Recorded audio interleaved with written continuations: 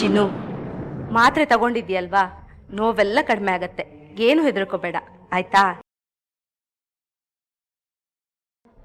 ಅರ್ಥ ಆಯ್ತಾ?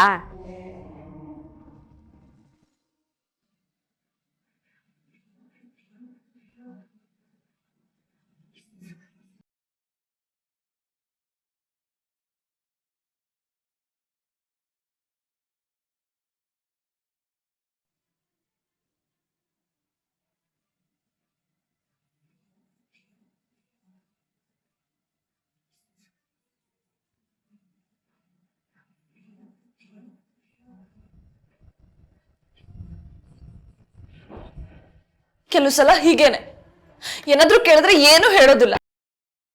ಅಷ್ಟೊತ್ತಿಂದ ಕೇಳ್ತಾ ಇದೀನಲ್ಲ ಚಿನ್ನು, ಹೇಳು, ಹೇಗಾಯ್ತಿದು? ಏನು ಮಾಡೋದಪ್ಪ ಇವಾಗ? ಅವಳು ನೋಡಿದ್ರೆ ಇದೆಲ್ಲ ಹೆಂಗಾಯ್ತು ಅಂತ ಕೇಳ್ತಾ ಇದ್ದಾಳೆ. ಇದಕ್ಕೆಲ್ಲ ಕಾರಣ ನಾನೇ ಅಂತ ಇವಳು ಏನಾದರೂ ಹೇಳ್ಬಿಟ್ರೆ ಏನು ಮಾಡೋದು? ನೀವ್ಯಾಕೆ ಒಂಥರ ಇದ್ದೀರಲ್ಲ?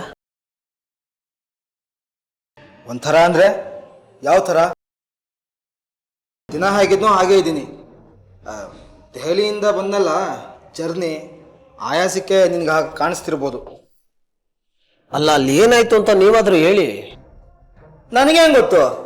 ನಾನೇನು ಹೇಳಿ? ನಿಂದೊಳ್ಳೆ ಪ್ರಶ್ನೆ ಆಯ್ತಲ್ಲ. ಲಕ್ಷ್ಮಿ ಬಿದ್ದಿದ್ದು ನಿಮ್ಮ ರೂಮಲ್ಲಿ, ಅವ್ರು ಬಿದ್ದಾಗ ಆ ರೂಮಲ್ಲಿ ನೀವು ತಾನೇ ಇದ್ದಿದ್ದು. ಅಲ್ಲಿ ಏನಾಯ್ತು ಅಂತ ಲಕ್ಷ್ಮಿಗೆ ನಿಮಗೆ ಮಾತ್ರನೇ ಗೊತ್ತಿರೋದು. ನೋಡ್ರಾಮು, ಏನೇನೋ ಪ್ರಶ್ನೆ ಕೇಳಿ ನನ್ನ ತಲೆ ಕೆಡಿಸ್ಬೇಡ. ನನಗೆ ಕಂಪ್ನಿ ಕೆಲಸಗಳದ್ದೇ ನೂರಾರು ಸಮಸ್ಯೆ, ಅದ್ರ ಮಧ್ಯೆ ಇದೊಂದು ಬೇರೆ ನನ್ನ ಕರ್ಮ. ಆ ಹುಡುಗಿ ಗೋಡೆಗೆ ಹೋಗಿ ಅದು ಹೆಂಗೆ ತಲೆ ತಾಗಿಸ್ಕೊಂಡ್ಲೋ ನನಗೇನು ಗೊತ್ತು? ಅದು ಸರಿ, ಆ ಹುಡುಗಿ ಯಾರು? ನಾನು ದೆಹಲಿಗೆ ಹೋಗೋಕೆ ಮುಂಚೆ ಇರಲಿಲ್ಲ ಅವಳು? ಲಕ್ಷ್ಮಿ ಅಂತ, ಶ್ರುತಿ ಅಕ್ಕನ ಕ್ಲೋಸ್ ಫ್ರೆಂಡ್. ಶ್ರುತಿ ಅಕ್ಕ ಲಕ್ಷ್ಮಿನ ಸ್ವಂತ ಒಡಹುಟ್ಟಿದೊಳಗಿನ್ನ ಹೆಚ್ಚಾಗಿ ಪ್ರೀತಿ ಮಾಡ್ತಾರೆ. ತುಂಬ ದಿವಸದಿಂದ ಲಕ್ಷ್ಮಿ ಶ್ರುತಿ ಅಕ್ಕನ ಮನೇಲೇ ಇರೋದು. ಇಬ್ಬರು ಒಬ್ರಿಗೊಬ್ರು ಎಷ್ಟು ಪ್ರೀತಿ ಮಾಡ್ತಾರೆ ಅಂದರೆ ಪ್ರಾಣ ಕೊಡೋದಕ್ಕೂ ಹಿಂದೆ ಮುಂದೆ ನೋಡಲ್ಲ, ಅಷ್ಟು ಪ್ರೀತಿ ಮಾಡ್ತಾರೆ. ನಾನು ಅಷ್ಟೇ, ಆ ರೀತಿ ಪ್ರೀತಿ ಮಾಡೋ ಸ್ನೇಹಿತರನ್ನ ಇಲ್ಲಿ ತನಕ ನೋಡೇ ಇಲ್ಲ.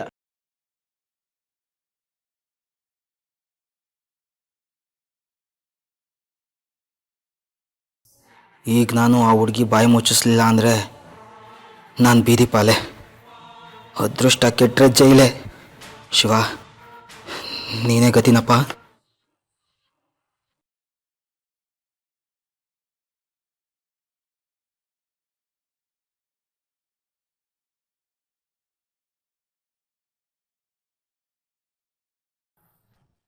ಅಕ್ಕ, ನೀನಿನ್ನೂ ಅಳ್ತಾನೆ ಇದೆಯಾ? ನಾನು ಹೇಳಿದ್ನಲ್ಲ ಏನೂ ಆಗಿಲ್ಲ ಅಂತ. ಇವಾಗ ಸುಮ್ಮನಿದ್ರೆ ಸರಿ. ನನ್ಗೇನು ಕಣ್ಣಿಲ್ಲ ಅನ್ಕೊಂಡ್ಬಿಟ್ಟಿದ್ಯಾ? ಇದು 3ನೇ ಸಲ ನೀನು ಈ ಥರ ಮಾಡ್ಕೋತಿರೋದು. ದೇವ್ರಿಗೇನು ಹರಕೆ ಹೊತ್ಕೊಂಡಿದ್ಯಾ? ಏಟ್ ಮಾಡ್ಕೊಂಡ್ರೆ ತಲೆಗೆ ಮಾಡ್ಕೋತೀನಿ ಅಂತ.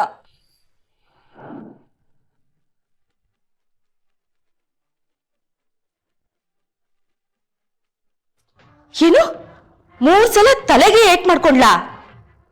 ಇವಳೇನ್ ಮಾಡ್ಕೊಂಡಿಲ್ಲ, ಆ ಕಳ್ಳನ್ ಮಗ ಮಾಡಿರೋದು. ಯಾವ್ದೋ ಫ್ಯಾಕ್ಟ್ರಿನಲ್ಲಿ ಕೆಲಸ ಸಿಗತ್ತೆ ಅಂತ ಸುಳ್ಳು ಹೇಳಿ ಯಾರು ಇಲ್ಲರ ಜಾಗಕ್ಕೆ ಕಳಿಸ್ಬಿಟ್ಟು ಚೆನ್ನಾಗಿ ತಲೆಗೆ ಹೊಡೆದ್ಬಿಟ್ಟು ಒಡವೆ ದುಡ್ಡು ಎಲ್ಲ ಕಿತ್ಕೊಂಡು ಹೋದ.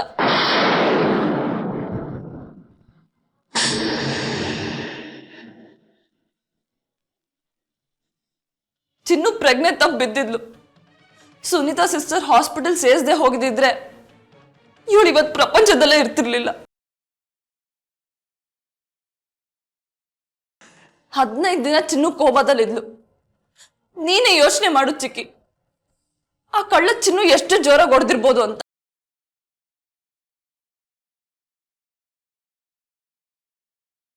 ಅವನ್ ಬರೀ ಕಳ್ಳ ಅಲ್ಲ,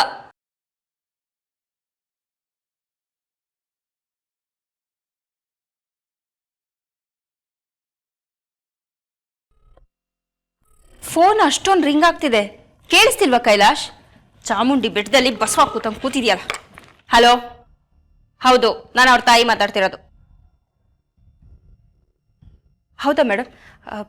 ಸರಿ ಮೇಡಮ್, ನಾನು ಅವ್ಳಿಗೆ ಹೇಳ್ತೀನಿ. ಹಾಂ, ಖಂಡಿತ ಹೇಳ್ತೀನಿ.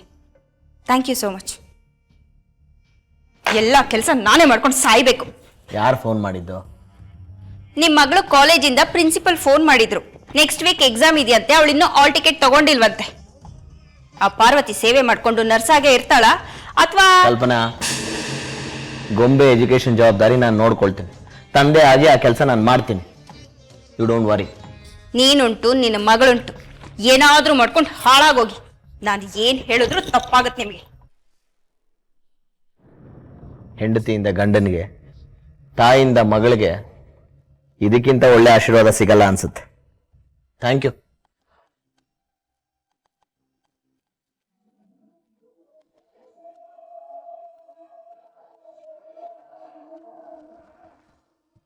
ಅಕ್ಕ, ಈಗ ಯಾಕಕ್ಕ ಆ ಕತೆ ಎಲ್ಲ?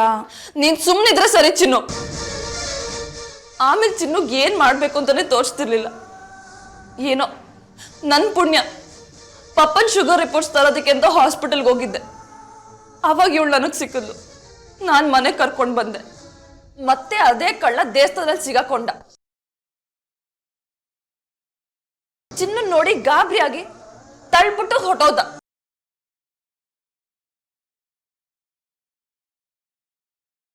ಅವಾಗಲೂ ಚಿನ್ನುಗ್ ತಲೆಗೆ ಪೆಟ್ಟಾಗಿತ್ತು. ಇವಾಗ ಇದು 3ನೇ ಸಲ. ಅವನೇನಾದ್ರೂ ನನ್ನ ಕೈಗೆ ಸಿಗಾಕೊಂಡ್ರೆ ಅವನನ್ನ ಕೊಂದ ಹಾಕ್ಬಿಡ್ತೀನಿ.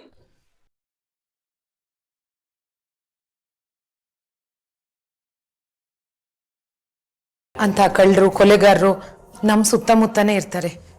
ಆದರೆ ಅವ್ರು ಯಾರು ಅಂತ ನಮಗೆ ಗೊತ್ತಾಗಲ್ಲ ಅಷ್ಟೆ.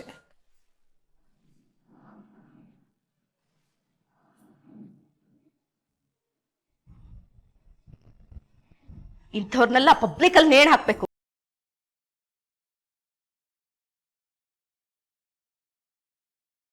ಅಲ್ಲ, ಇವ್ರಿಗೆಲ್ಲ ದುಡ್ಡು ತಿನ್ನಕ್ ಏನ್ ದಾಡಿ? ಕಳ್ಳ ಯಾವತ್ತಿದ್ರೂ ಒಂದಿನ ಸಿಗಾಕೊಳ್ಳೇಬೇಕು.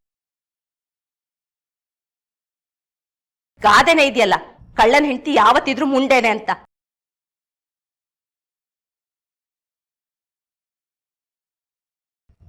ಚಿನ್ನು, ಇನ್ನೊಂದು ಸರ್ತಿ ಆ ಕಳ್ಳನ ಮಗ ನಿನ್ನ ಕಣ್ಣಿಗೆ ಏನಾದ್ರೂ ಬಿದ್ದರೆ ತಕ್ಷಣ ನನಗೆ ಫೋನ್ ಮಾಡು.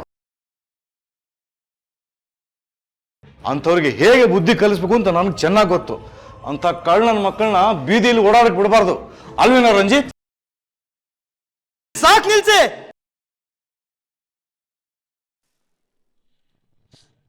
ಎಷ್ಟಿಂದ ಮಾತಾಡ್ತೀರಾ?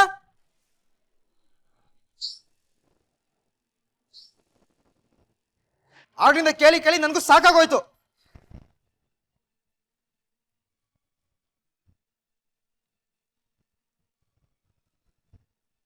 ರಂಜಿತ್, ನೀನ್ ಸುಮ್ನಿರು ಶ್ವೇತಾ. ನನಗೂ ಅಷ್ಟೊತ್ತಿನ ನಿಮ್ ಕಥೆಗಳು ಕೇಳಿ ಕೇಳಿ ಸಾಕಾಗೋಯ್ತು. ಎಷ್ಟೊಂದ ಮಾತಾಡ್ತೀರಾ? ನಿಮ್ಗೆಲ್ಲ ಕಾಮನ್ ಸೆನ್ಸ್ ಇಲ್ವಾ?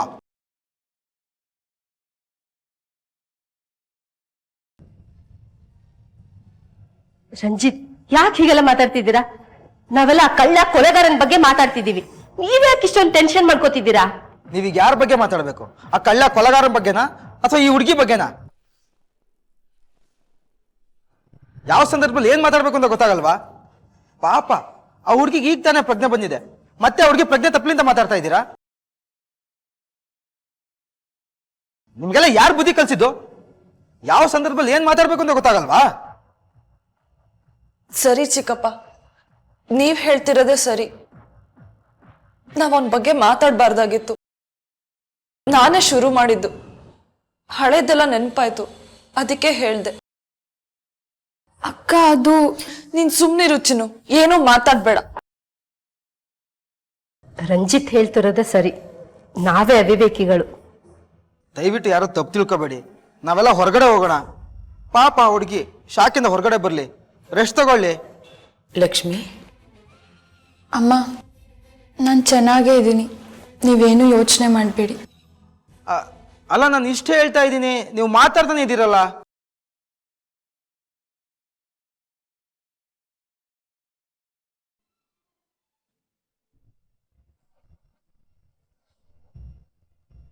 ಚಿನ್ನು, ಇವಾಗ ಮಲ್ಕೋ, ಆಮೇಲೆ ಮಾತಾಡೋಣ.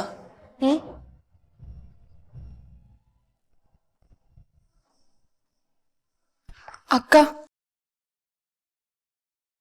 ನಾನು ನಿನ್ ತವ ಸ್ವಲ್ಪ ಮಾತಾಡ್ಬೇಕು. ಹೇಳಿದ್ನಲ್ಲ ಚಿನ್ನು, ರೆಸ್ಟ್ ತಗೋ.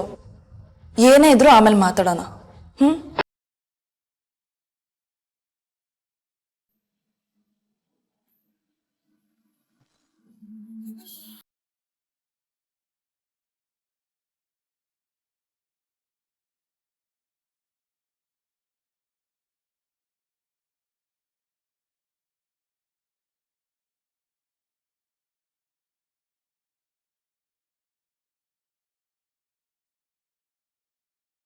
ರಂಜಿತ್, ಎಲ್ರಿಗೂ ಹೊರಗೆ ಹೋಗಿ ಅಂತ ಹೇಳಿ ನೀವೇ ಇಲ್ಲಿ ಯಾಕೆ ನಿಂತಿದ್ದೀರಾ? ಬನ್ನಿ.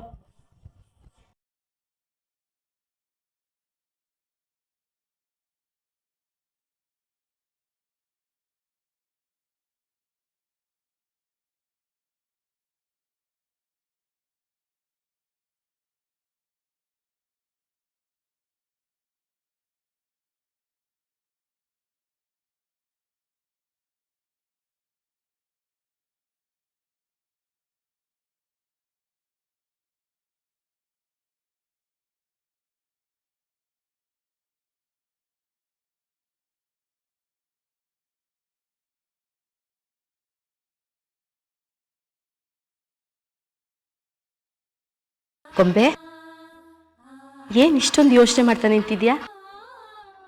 ಚಂದು ನೆನ್ಪಿಗೆ ಬಂದಾ? ಬರ್ದೇ ಇರೋದಕ್ಕೆ ಹೇಗೆ ಸಾಧ್ಯ? ನೀನು ದಿನದ 24 ಗಂಟೆನೂ ಅವನ ಯೋಚನೆಲೇ ಕಳೀತಿರ್ತೀಯ ಅಲ್ವಾ? ಇಲ್ಲ ಚಿಕ್ಕಿ, ನಾನು ಚಂದು ಬಗ್ಗೆ ಯೋಚನೆ ಮಾಡ್ತಿಲ್ಲ.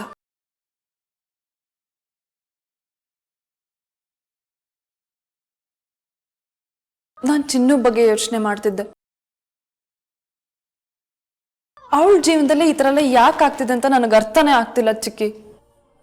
ಗೊಂಬೆ, ಇಂಥ ಸಣ್ಣ ಸಣ್ಣ ಆಕ್ಸಿಡೆಂಟ್ಗಳು ಎಲ್ಲರ ಜೀವನದಲ್ಲೂ ಇರೋದೆ. ನೀನು ಯಾಕೆ ಇದ್ರ ಬಗ್ಗೆ ಇಷ್ಟೊಂದು ತಲೆ ಕೆಡಿಸ್ಕೊತಿದ್ಯಾ? ಬಿಡು, ಚಿನ್ನುಗೆ ಜಾಸ್ತಿ ಏನು ಪೆಟ್ಟಾಗ್ಲಿಲ್ವಲ್ಲ, ಅದೇ ಪುಣ್ಯ ಅನ್ಕೋ. ನಿನಗಿನ್ನೂ ಅವಳ ಬಗ್ಗೆ ಗೊತ್ತಿಲ್ಲ ಚಿಕ್ಕಿ. ಅವಳ ಕತೆ ಆ ದೇವ್ರಿಗೆ ಪ್ರೀತಿ. ಆ ದೇವ್ರು ಅನ್ನಿಸ್ಕೊಂಡವನು ಅವಳ ಹಣೆನಲ್ಲಿ ಇನ್ನೂ ಏನೇನು ಗೀಚಿದನೋ ಅವನಿಗೆ ಗೊತ್ತಿರಬೇಕು. ಅವಳಿಗಿನ್ನೂ 20 ವರ್ಷ ಅಷ್ಟೇ. ಅವಳ ಜೀವನದಲ್ಲಿ ಏನೇನಾಗಿದೆ ಅಂತ ಹೇಳೋದಿಕ್ಕಾಗಲ್ಲ. ಅವಳಿಗೆ ಮದುವೆ ಆಗಿದೆ, ಆದರೆ ಅವಳ ಗಂಡ ಎಲ್ಲಿದ್ದಾನೆ ಅಂತ ಅವಳಿಗೆ ಗೊತ್ತಿಲ್ಲ. ಮದುವೆ ಆದ ಹೊಸದ್ರಲ್ಲಿ ಅವಳ ಹತ್ರ ಇದ್ದಿದ್ದ ದುಡ್ಡು ಒಡವೆ ಎಲ್ಲ ಕಿತ್ಕೊಂಡಿದ್ದಾರೆ. ಬರೀ ಕಿತ್ಕೊಳ್ಳೋದಲ್ಲ, ಸಾಯಾಗಿ ಹೊಡೆದು ಕಿತ್ಕೊಂಡಿದ್ದಾರೆ. ಇಷ್ಟೆಲ್ಲ ಆಗಿದ್ರು ಏನೂ ಆಗದಿರೋಳ ಥರ ಇರ್ತಾಳೆ. ಯಾರ ಬಗ್ಗೆನೂ ಕಂಪ್ಲೇಂಟ್ ಇಲ್ಲ, ಯಾವುದ್ರ ಬಗ್ಗೆನೂ ನಿರೀಕ್ಷೆ ಇಲ್ಲ. ನಾನೇನಾದರೂ ಕೇಳಿದ್ರೆ ಆ ದೇವರು ನನ್ನ ಹಣೆನಲ್ಲಿ ಏನು ಬರ್ದಿರ್ತಾನೋ ಅದೇ ಆಗತ್ತೆ ಬಿಡಕ್ಕ. ಅದನ್ನ ಯಾರೂ ತಪ್ಸೋದಿಕ್ಕಾಗಲ್ಲ ಅನ್ನೋ ತತ್ವ ಹೇಳಿ ಸುಮ್ಮನಾಗಿ ಹೋಗ್ಬಿಡ್ತಾಳೆ. ಗೊಂಬೆ, ಒಬ್ಬೊಬ್ರ ಬದುಕು ಒಂದೊಂದು ದಿಕ್ಕು. ಕೆಲವ್ರ ಬಗ್ಗೆ ಕೇಳಿದ್ರಂತೂ ಗಾಬರಿನೇ ಆಗತ್ತೆ. ಜೀವನದಲ್ಲಿ ಹೀಗೂ ಇರ್ತಾರ, ಹೀಗೂ ಬದುಕ್ತಾರ ಅಂತ ಆಶ್ಚರ್ಯ ಆಗತ್ತೆ.